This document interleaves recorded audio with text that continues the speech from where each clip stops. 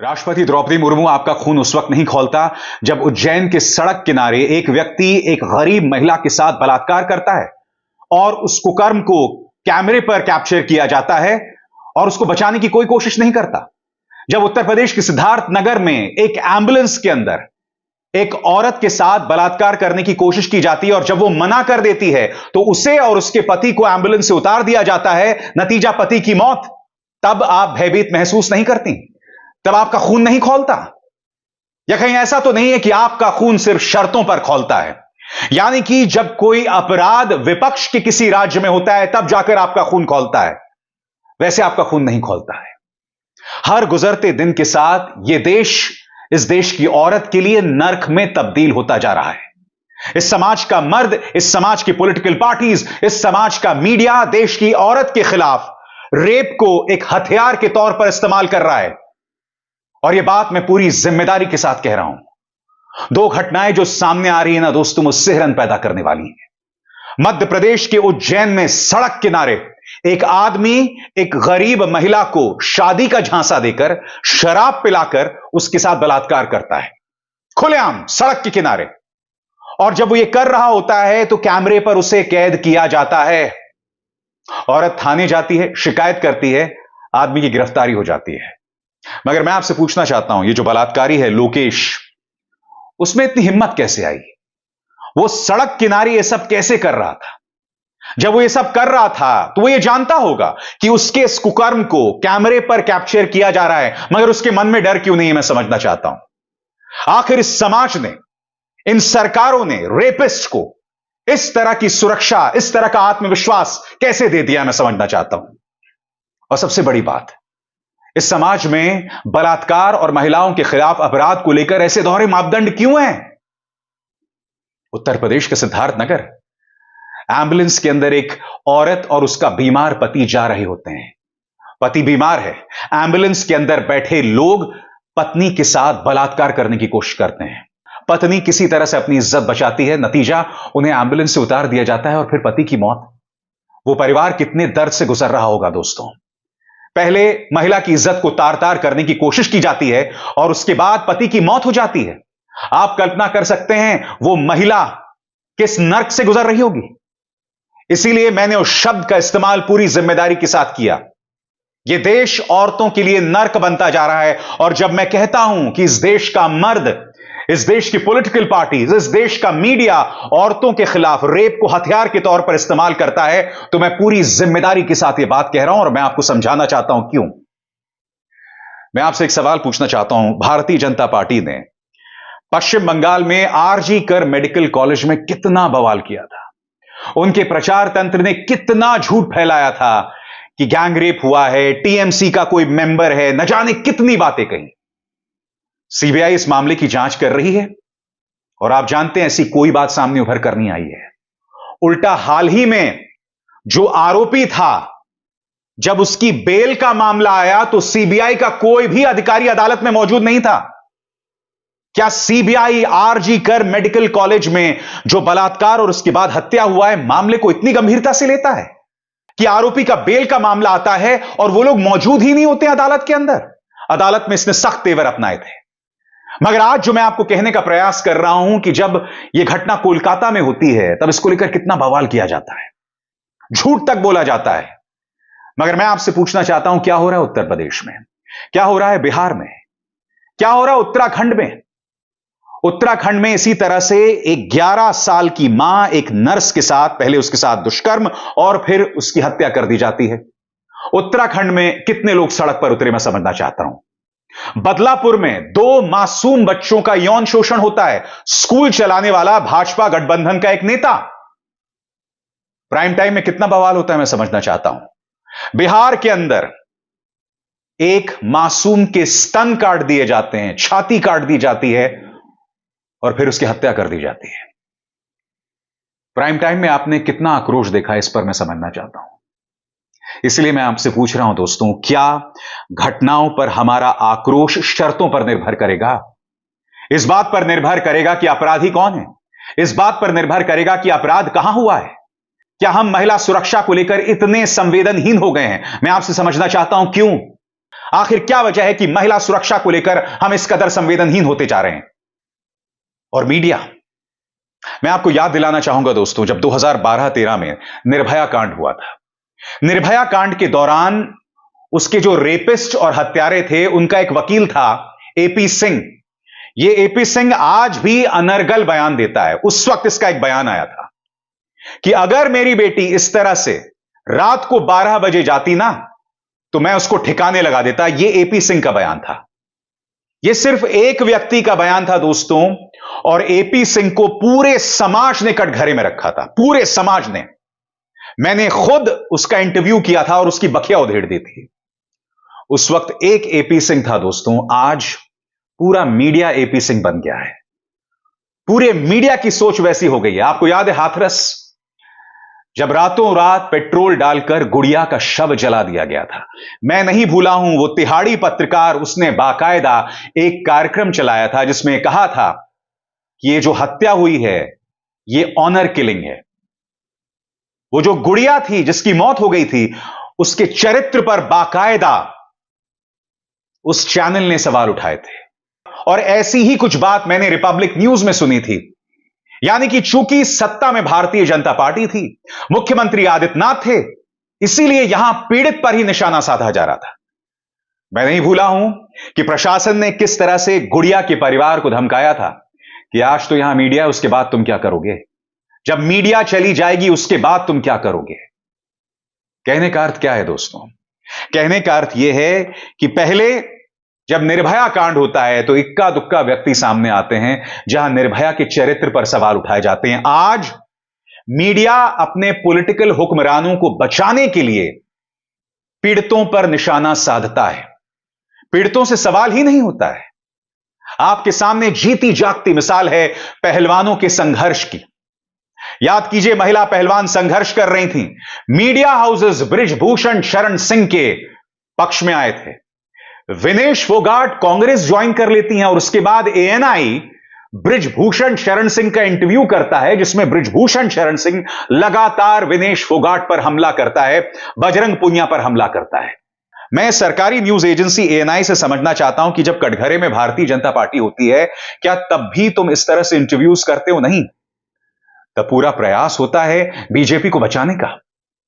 बताइए, मैं समझना चाहता हूं कि जिस बृजभूषण शरण सिंह के खिलाफ दिल्ली की एक अदालत में चार्जशीट है, जिसके अंदर गवाहियां हैं 6 महिला पहलवानों की, उसका इंटरव्यू किया जा रहा है विनेश फोगाट पर निशाना साधने के लिए, क्योंकि वो कांग्रेस में शामिल हो गई हैं। आप देख रहे हैं, मैंने क्या कहा था? 2012-13 में एक व्यक्ति रहा होगा, इक्का दुक्का लोग होंगे जिन्होंने निर्भया के चरित्र पर सवाल उठाए थे, मगर आज पूरा मीडिया शामिल हो गया है। पूरा मीडिया शामिल हो गया है पीड़ित पर निशाना साधने के लिए। वरना मैं आपसे सवाल पूछना चाहता हूं, उज्जैन में उस गरीब महिला के साथ हुआ, कितने प्राइम टाइम डिबेट्स हुए? बिहार के अंदर उस बच्ची जिसके स्तन काट दिए गए, मौत के घाट उतार दिया गया, उससे पहले उसके साथ सामूहिक दुष्कर्म किया गया, उसके लिए कितने प्राइम टाइम डिबेट्स में एंकर्स की नम आंखें आपने देखी थी? यह सवाल किया जाएगा ना दोस्तों। ऐसा तो नहीं हो सकता कि अगर आप एक ऐसे राज्य में रह रही हैं जहां पर भाजपा गठबंधन है या भाजपा शासित राज्य है, तो वहां पर महिलाओं के अधिकारों की बात ही नहीं की जाएगी। उत्तराखंड की महिलाओं की बात पूरी शिद्दत के साथ क्यों नहीं की जाती? अंकिता भंडारी, उस पर दबाव बनाया गया कि रात गुजारें भारतीय जनता पार्टी के एक नेता के साथ। ऐसी बात सामने आई थी ना। और आरोप किस पर लगा उसकी हत्या का? भाजपा के एक नेता के एक बेटे पर। क्या उसकी सीबीआई जांच हुई? बिल्कुल नहीं हुई। हम सब समझना चाहेंगे अंकिता भंडारी की हत्या के पीछे कौन है? किस भारतीय जनता पार्टी के नेता के लिए दबाव बनाया जा रहा था? यह सवाल मीडिया क्यों नहीं पूछता? मीडिया आखिर इस बात को लेकर दबाव क्यों नहीं बनाता कि बिहार के अंदर एक मासूम के साथ दुष्कर्म और फिर उसकी छाती को काट दिया जाता है? यह सवाल क्यों नहीं किया जाता? उज्जैन में उस गरीब महिला के साथ जो हुआ, उस पर मीडिया सवाल क्यों नहीं कर रहा है? सबसे बड़ी बात, उत्तर प्रदेश के सिद्धार्थनगर में जब एक एम्बुलेंस के अंदर यह सब हो रहा है, तो महिलाएं कहां सुरक्षित हैं? बताइए। यह मीडिया आपको आधा अधूरा सच ही नहीं, झूठ बतलाता है। आप तक असली तस्वीर नहीं पहुंचाता है। जी हां, अपराध जहां पर भी हो, मीडिया को बगैर डरे सत्ता में चाहे जो भी हो सवाल उठाने चाहिए। अगर आप पश्चिम बंगाल में राष्ट्रपति शासन लागू करने की बात करते हैं, जंगल राज की बात करते हैं, तो वही हिम्मत बिहार, महाराष्ट्र, उत्तराखंड, उत्तर प्रदेश में भी दिखाइए। शर्तों पर बात नहीं हो सकती दोस्तों। शर्तें लागू, टर्म्स एंड कंडीशंस, इस पर बात नहीं हो सकती, किसी कीमत पर बात नहीं हो सकती। मुझे चिंता इस बात को लेकर है कि यह समाज, यह देश औरतों के लिए हर गुजरते दिन के साथ नर्क बनता जा रहा है, हर गुजरते दिन के साथ। अगर आपको किसी और के परिवार की महिला की परवाह नहीं है, कि कुछ लम्हों के लिए सोचिए कि वही चीज हमारे परिवार की किसी महिला के साथ हो सकती है। इसलिए आज हमें अपने रुख में परिवर्तन लाना पड़ेगा। अपराधों पर आउटरेज, अपराधों पर आक्रोश इस बात पर निर्भर नहीं कर सकता कि अपराधी कौन है, किस पॉलिटिकल पार्टी से जुड़ा हुआ है। हमें अपने राजनीतिक दलों, खासतौर से वो राजनीतिक दल जिनके हाथ में मीडिया है, ताकत है, एजेंसीज है, उन पर दबाव बनाना पड़ेगा कि महिला सुरक्षा को लेकर दोहरे मापदंड नहीं हो सकते। एक तरफ आप कोलकाता में होने वाले दुष्कर्म और हत्या पर आंसू बहाएं, उस पर राजनीति करें, मगर दूसरी तरफ प्रज्वल रवन्ना के लिए वोट मांगे। वो प्रज्वल रवन्ना जिसके हजारों वीडियोज हैं औरतों के साथ दुष्कर्म करते हुए, प्रधानमंत्री को पता था मगर फिर भी वो वोट मांग रहे थे। बृजभूषण शरण सिंह के बेटे को टिकट दे दी जाती है, जबकि उसी बृजभूषण शरण सिंह के खिलाफ दिल्ली पुलिस ने चार्जशीट दाखिल की है। वो बृजभूषण शरण सिंह जो आसानी से एएनआई को इंटरव्यू देता है जब विनेश फोगाट कांग्रेस ज्वाइन करती है। बलात्कारी राम रहीम बार बार पैरोल पर रिहा होता है। जी हां, बार बार पैरोल पर रिहा होता है और उसके दरबार में भाजपा के नेता नतमस्तक होने जाते हैं। कुलदीप सिंह सेंगर एक लंबे अरसे तक, जब उसका आरोप सामने आता है, तब भी वो भाजपा में बने रहता है। भाजपा के नेताओं की नरमी उसके प्रति दिखाई देती है। यह बुलडोजर कभी कुलदीप सिंह सेंगर के खिलाफ नहीं चलेगा।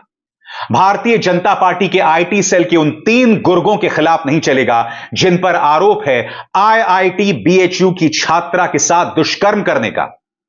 वो 3 गुर्गे भारतीय जनता पार्टी के लिए मध्य प्रदेश में चुनावी प्रचार करने पहुंच जाते हैं। यह हम दोहरे मापदंड कहां से ला सकते हैं दोस्तों? यह सवाल तो उठेंगे ना। मैं फिर आपसे सवाल पूछना चाहता हूं। हमारी याददाश्त बहुत कमजोर है, हम भूल गए 2012-13 में क्या हुआ था। उस वक्त जब निर्भया कांड हुआ था, तब सत्ताधारी कांग्रेस बलात्कारियों के पक्ष में नहीं थी। तब दिल्ली पुलिस ने रिकॉर्ड 4 या 5 दिन में उस क्राइम को सॉल्व किया था। उन हत्यारों, उन बलात्कारियों के पक्ष में किसी ने रैली नहीं निकाली थी। मगर जब एक 8 साल की मासूम के साथ कठुआ में दुष्कर्म और हत्या होती है, और वो भी मंदिर के अंदर, तब भारतीय जनता पार्टी के 2 मंत्री बलात्कारियों और हत्यारों के पक्ष में जो रैली निकाली जाती है, उस रैली में शुमार होते हैं। मैं फिर आपसे पूछना चाहता हूं, रेप को इस तरह से राजनीति का जरिया और राजनीतिक हथियार का जरिया किस पॉलिटिकल पार्टी ने बनाया है? आप में से कई लोग कहेंगे कि मैंने इस शो को भी भारतीय जनता पार्टी पर हमला करने का जरिया बना दिया। क्यों ना करूं? अरे भाई, सत्ता में वो हैं, और जैसा कि मैंने प्रमाणित किया, तमाम नाम जो मैंने आपके सामने पेश किए, रेप को राजनीति का जरिया बीजेपी ने बनाया है। दोहरे मापदंड दिखाई देते हैं। उनके पार्टी के बड़े से बड़े नेता महिलाओं पर अनर्गल बयान देते हैं, बार बार देते हैं, लगातार देते हैं। उनकी राष्ट्रीय महिला आयोग की अध्यक्ष खामोश रहती हैं। अब तो खैर स्मृति ईरानी मंत्री नहीं है। महिलाओं पर जितने भी अपराध होते थे, खामोश रहती थीं, खासतौर से जब अपराधी या आरोपी भाजपा की पृष्ठभूमि का हो। तो क्या मैं इस दोहरे मापदंड पर भी सवाल ना उठाऊं? और निजाम कौन बदलेगा, सोच कौन बदलेगा? वही बदलेगा ना जिसके हाथ में प्रचार हो, जिसके हाथ में आपकी सोच हो, जिसके हाथ में सत्ता हो। तो जाहिर सी बात है, भाजपा से सवाल किया जाएगा। इसमें आपको बौखलाने की जरूरत नहीं है, इसमें आपको सुनने की जरूरत है, मेरी बात समझने की जरूरत है। क्योंकि अगर हम इस बात को नहीं समझेंगे, अगर महिलाओं के खिलाफ जो अपराध हो रहे हैं उसे बगैर लाग लपेट के, बगैर दोहरे मापदंड के, बगैर हिपोक्रेसी के हम संबोधित नहीं करेंगे तो हम किसी समाधान पर नहीं पहुंच सकते। रात में विचरण करने का अधिकार इस देश की महिला को भी है। अगर वो रात को अपने काम से घर लौट रही है तो उसके साथ अपराध करने का अधिकार किसी को नहीं है, ना किसी टैक्सी वाले को, ना उसके गार्ड को, ना उसके परिवार के किसी सदस्य को, ना लिफ्ट में मिलने वाले किसी व्यक्ति को। उसे रात में चलने का अधिकार है, उसे नौकरी करने का अधिकार है, उसे सांस लेने का अधिकार है, उसे एक सुनसान गली से गुजरने का अधिकार है, और वो अधिकार उससे कोई नहीं छीन सकता। और यह अधिकार हम उसे तभी दे पाएंगे जब इस मुद्दे को लेकर दोहरे मापदंड को हम खत्म करेंगे, वरना ऐसा नहीं हो पाएगा। दोस्तों, मुझे इस बात की परवाह नहीं है कि मेरी ये बातें कितने लोगों को कड़वी लगी हैं, बिल्कुल भी परवाह नहीं है। मगर आज जब मैं आपसे बात कर रहा हूं तो सिर्फ एक पत्रकार होने के नाते नहीं, एक चिंतित पिता होने के नाते, एक कंसर्न्ड पति होने के नाते, एक संवेदनशील भाई होने के नाते ये बातें मैं आपके सामने रख रहा हूं। मेरी बात को ध्यान से सुनिए दोस्तों, हमारा समाज बीमार हो गया है। वो समाज, वो देश जो रेप को हथियार के तौर पर इस्तेमाल करता है, वो देश बीमारी की तरफ बढ़ रहा है, अंदर से गल रहा है। और अगर आपको इस बात का आभास नहीं है तो आप खुद समस्या हैं। इस समस्या की जड़ आप खुद बनते जा रहे हैं। अभिसार शर्मा को दीजिए इजाजत। नमस्कार। स्वतंत्र और आजाद पत्रकारिता का समर्थन कीजिए, सच में मेरा साथी बनिए। बहुत आसान है दोस्तों, इस ज्वाइन बटन को दबाइए और आपके सामने आएंगे ये 3 विकल्प, इनमें से एक चुनिए और सच के इस सफर में मेरा साथी बनिए।